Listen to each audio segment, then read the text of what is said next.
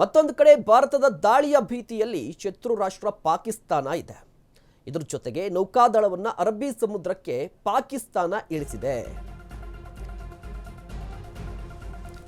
Pakistan ಭೀತಿಯಲ್ಲಿದೆ, but ಯುದ್ಧದ ಸನ್ನದ್ಧವಾಗಿದೆ, ಯುದ್ಧಕ್ಕೆ ಸಜ್ಜಾಗ್ತಾ ಇದೆ. ನೋಡಿ, ನೌಕಾದಳವನ್ನು ಅರಬ್ಬಿ ಸಮುದ್ರಕ್ಕೆ ಇಳಿಸಿದ್ಯಂತೆ. ವಾರ್ಡರ್, ಓರ್ಮಾರ, ಕರಾಚಿಯಲ್ಲಿ ಯುದ್ಧ ನೌಕೆಗಳಿವೆ. 6 ಯುದ್ಧ ನೌಕೆಗಳನ್ನು ಸಮುದ್ರಕ್ಕೆ ಇಳಿಸಿದೆ ಪಾಕಿಸ್ತಾನ. ಈಗಾಗಲೇ ಪಾಕ್ನ ಭಾರತದ ನೌಕಾಪಡೆಗೆ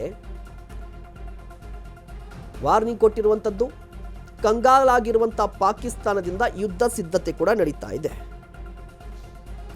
ಬಾರ್ಡರ್ನಲ್ಲಿಯೂ ಕೂಡ ಸೇನೆಯನ್ನ ಹೆಚ್ಚಿಸ್ಕೋತಾ ಇದೆ. ನೋಡಿ, ಗಮನಿಸ್ತಾ ಇರ್ಬೋದು,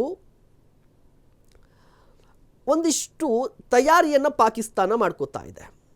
ಹೌದು, ನಿಜ, ಪಾಕಿಸ್ತಾನಕ್ಕೆ ಸದ್ಯಕ್ಕೆ ಯುದ್ಧ ಮಾಡುವಂಥ ಪರಿಸ್ಥಿತಿ ಪಾಕಿಸ್ತಾನದಲ್ಲಿ ಇದೆಯಾ ಅಂತ ಹೇಳಿದ್ರೆ ಉತ್ತರ ಇಲ್ಲ. ಭಾರತದ ವಿರುದ್ಧ ಪಾಕಿಸ್ತಾನ ನಿಲ್ಲುತ್ತಾ ಅಂತ ಹೇಳಿದ್ರೆ ಸಾಧ್ಯವೇ ಇಲ್ಲ. ಹೀಗಿದ್ರೂ ಕೂಡ ಪಾಕಿಸ್ತಾನ ಒಂದಿಷ್ಟು ತಯಾರಿಯನ್ನು ಮಾಡ್ಕೋತಾ ಇದೆ.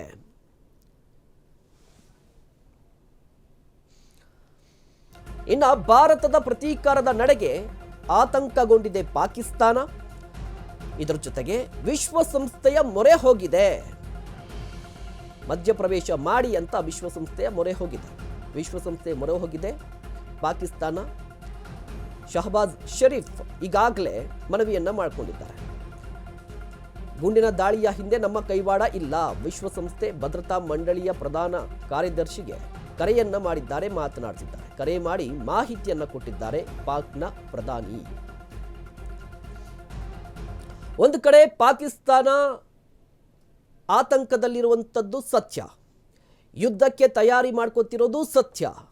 ಅದೇ ರೀತಿಯಾಗಿ ಮತ್ತೊಂದು ಆಟವನ್ನ ಆಡ್ತಾ ಇದೆ ಪಾಕಿಸ್ತಾನ. ಆ ಆಟ ಯಾವುದು ಅಂತ ಹೇಳಿದ್ರೆ, ಆರಂಭದಲ್ಲಿ ನಿಷ್ಪಕ್ಷಪಾತ ತನಿಖೆ ನಡೀಲಿ ಅಂತ ಆಗ್ರಹಿಸಿತು.